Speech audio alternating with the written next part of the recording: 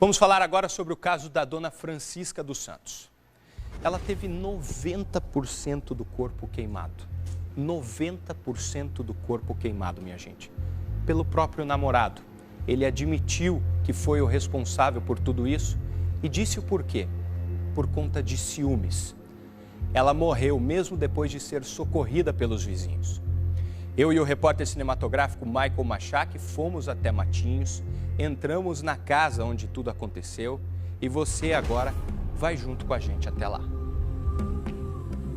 A morte de Francisca dos Santos, de 66 anos, ainda assusta o Emerson. É uma cena que ele jamais vai esquecer.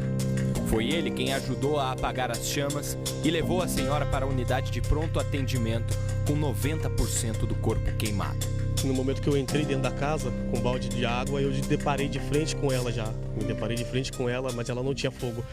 Mas foi uma situação horrível, ela estava bastante machucada, bastante ferida. Ela não tinha condições de ver para onde ela estava indo, porque os olhos dela estavam fechados, né? Ela estava bastante queimada. Então ela só conseguia andar um pouco na sala para não ficar parada. Acho que a dor era imensa. Uma coisa difícil ver um ser humano naquela situação, né? Até mesmo depois do ocorrido, que conseguiu apagar o incêndio, botar ela no carro, levar ela até o UPA, né? Eu cheguei em casa, fui tomar um banho para dormir. Quando eu deitei, eu tinha medo de dormir, né? Para não ter um pesadelo referente àquilo que eu vi. A equipe da Rede Massa entrou na casa onde tudo aconteceu, no balneário Praia Grande, em Matinhos. Tá tudo queimado, o forro queimou. O forro tá todo queimado, ó. Foi aqui que ela estava deitada, provavelmente, né? Provavelmente, eu acho que ela estava aqui. E daí ela correu pro quarto, para tentar sair. Para tentar apagar as chamas no corpo dela. E ela em chamas, correndo dentro da casa, tentando apagar o fogo. Provável que ela entrou nesse quarto primeiro. Provável que ela tenha entrado nesse quarto aqui, porque tem uma marca, né, de queimado aqui. Roupa dela. Pedaços da roupa dela, não é? Daí daqui ela correu pro outro quarto. Nossa, aqui também tá bem queimado, né? Eles salvaram ela. Aqui que apagaram o fogo. Quem que apagou o fogo? O meu inquilino. Estouraram a janela, pegaram a água da piscina. Ela tentou apagar esse sinal aqui. Tá, meu Deus, que cena triste. É muito assustador. Eu até agora não acredito uma coisa dessa. Meu pai que fez isso. Há quanto tempo eles tinham um relacionamento, Alexandre? Eu acredito acho que um ano mais ou menos. Um ano, pouco menos de um ano talvez. De acordo com a polícia, seriam pouco mais de 6 meses. Eles têm um relacionamento antes da minha mãe falecer. Alexandro é filho de José dos Santos Capato, de 65 anos. Namorado de Francisca há quase um ano, que admitiu a responsabilidade pelo assassinato e está preso. Falei, Francisca, faz favor, um conselho, eu vou dar um conselho pra você. Pega e sai fora. É melhor pra você, que meu pai nunca vai melhorar, ele sempre vai ser o mesmo. Algumas denúncias acusavam os filhos de José de participação no assassinato. Nem eu e nem meus irmãos. Meus irmãos estavam viajando pro norte, um em São Paulo, outro em Siqueira Campos. Você não estava aqui também? Não, a minha esposa estava dormindo lá na casa, nos fundos, na minha casa. E ela acordou com os gritos. Então essa informação de que filhos teriam ajudado não procede? Não, com certeza que não. José teria feito acusações graves contra Francisca para o próprio filho. Como ele estava namorando, ela começou a negar a transa com ele. E ele começou a pagar para ele R$50 por transa. Aí ele ficou muito nervoso. Aí ele falou, você tá me traindo? Você tá me traindo, né? Daí ela falou para ele, eu tô sim. Não, se eu tiver, o problema é meu, é minha, ele bateu assim ainda. Mas amigas da vítima negam essas acusações. Nesse momento, nós estamos na casa vizinha, que é da dona Nilce, e que conhecia muito bem a Francisca, o contato praticamente diário. Você acredita que a senhora que você conhecia era capaz de fazer isso? Ah, nunca. Ah, Francisca não. Nunca, nunca, nunca. Nossa, eu nunca vi ela falar abobrinha. Nunca vi ela desejar mal pra ninguém. Ela ia falar uma coisa dessa? Asneira, né? Eu sempre achei ela carinhosa, bondosa, conversava tranquila, não fazia mal para ninguém, não falava da vida de ninguém. Para mim, ela nunca falou. Nós tentamos conversar com o filho de Francisca, mas ele não quis receber nossa equipe. Essa situação é muito triste e é trágica. Uma mulher que teve 90% do corpo queimado por conta de um homem que jogou gasolina e depois ateou fogo na própria namorada. Ele admite que é o responsável por isso.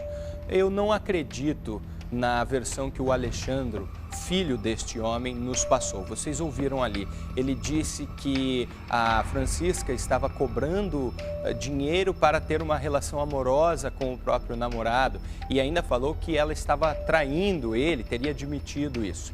Porém, eu fui conversar com as amigas desta vítima e em nenhum momento deu para perceber qualquer maldade nas palavras daquelas pessoas. Essa moça, essa senhora, a Francisca, foi morta de uma maneira fria, sem motivos. E a delegada, a Sandra Nepomuceno, falou com a gente sobre a frieza desse cara e admitiu que foi por ciúmes. A situação foi bastante cruel, ele é bastante frio, não mostra arrependimento e, segundo ele, ouviu falar que ela teria um possível amante aí na cidade de Paranaguá e ele já chegou em casa, ela estava sentada no sofá. Como ele tem combustível em casa, porque ele faz serviços autônomos de cortar grama, ele usava combustível para abastecer esse maquinário. E ele chegou, já pegou o combustível que tinha em casa e imediatamente jogou o combustível nela e ateou fogo. Não se mostra arrependido. Inclusive, ele justifica o tempo inteiro que ela tinha um amante, como se isso fosse realmente motivo para que ele fizesse isso. A Sandra conversou um pouco mais com a gente, eu só queria que vocês prestassem atenção nesses detalhes. O forro todo queimado. Imagine o tamanho das chamas que não tomaram conta do corpo dessa mulher. Olha o ventilador como estava. O ventilador ficou assim, depois das chamas tomarem conta do corpo da Francisca. A delegada Sandra conversou com a gente sobre o que o assassino fez depois que matou a própria namorada. Depois do crime, ele foi até a casa de um possível sobrinho, que segundo ele seria um sobrinho, e estava aguardando lá, segundo ele, o prazo de 48 horas para se apresentar. Então, o que não existe isso, né? Ele estava equivocado desse prazo aí, mas nesse período aí a gente já tinha essa informação, estávamos em conversa com a Polícia Militar também para que fosse verificado se ele estava ali e assim que saísse o mandado de prisão, pudesse conduzi-lo até a delegacia, que foi o que foi feito. E o pior, minha gente, este homem é reincidente na violência contra a mulher. Ele tinha ficado preso por 8 dias na Delegacia da Mulher de Curitiba por conta de agressões contra a mãe do Alexandre, que conversou com a gente na reportagem. E quem era responsável por essa investigação, nós conversamos com ela também, a delegada Sâmia Kozer. Ela falou com a gente sobre os antecedentes deste assassino. Esse homem que foi preso, então, por esse homicídio consumado, já havia sido preso pela Delegacia da Mulher de Curitiba, né? Ficou 8 dias preso com relação a uma violência que ele praticou contra a ex-esposa, que hoje já é falecida por uma causa natural, né? Então, já há um histórico aí de violência. E é interessante que a gente pense, se questione, se houve algum tipo de tratamento para esse homem, se foi oferecido algum tratamento, se ele foi inserido em algum programa. Na verdade, porque, veja só, ele saiu de um relacionamento em que já era abusivo, ele foi para outro relacionamento com outra mulher e ele continuou com as mesmas práticas. Ou seja, você vê que é uma questão que precisa ser trabalhada nessa pessoa, né? Tá, então, o depoimento, na verdade, da Sâmia, a doutora Sâmia, falando de uma coisa muito importante. Os homens que são presos por conta de violência contra a mulher deveriam passar por um tratamento, é o que ela disse. A gente sabe que não é fácil para o poder público prover coisas como essa, mas está aí um apontamento interessante da doutora Sâmia Kozer. São 7 horas e 50 minutos. Eu queria repetir o relato deste homem aqui, o Emerson, que me recebeu gentilmente, é um vizinho da casa onde tudo aconteceu, onde o crime aconteceu. Nós mostramos agora na matéria, mas é chocante, minha gente. É chocante o que esse homem viu. As imagens nunca, de acordo com ele, o que ele me falou, nunca vão sair da cabeça dele.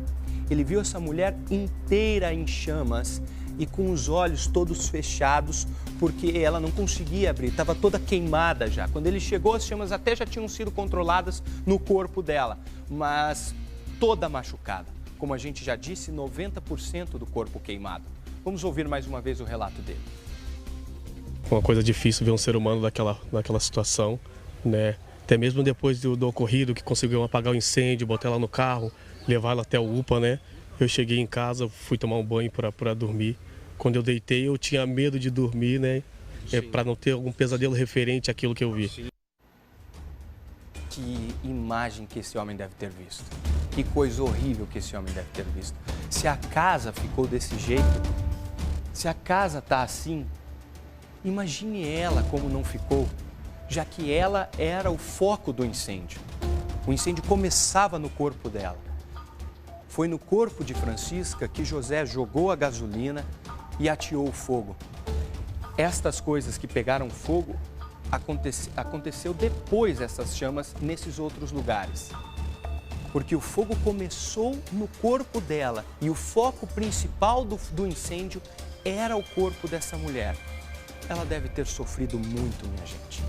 Ela sofreu muito, com muita dor. A morte dela foi decretada só na noite desse dia, às 22 horas, no hospital de Paranaguá. Foi constatada realmente a morte. Mas quando o Emerson levou ela para a UPA, a unidade de pronto atendimento, e foi no carro dele mesmo que ele a levou para a UPA, ele já tinha visto que seria muito difícil reverter a situação daquela mulher. É uma cena triste, é uma história triste que nos impressionou pela frieza desse homem. Ateou fogo na própria esposa, na própria namorada. Muito triste. Meus pêsames para a família e de toda a família do Tribuna da Massa e do Primeiro Impacto e da Rede Massa e de todos os programas aqui. Nós desejamos a melhor energia possível, os nossos sentimentos do nosso coração a gente deseja para essa família, que se recuperem de um baque tão triste como esse.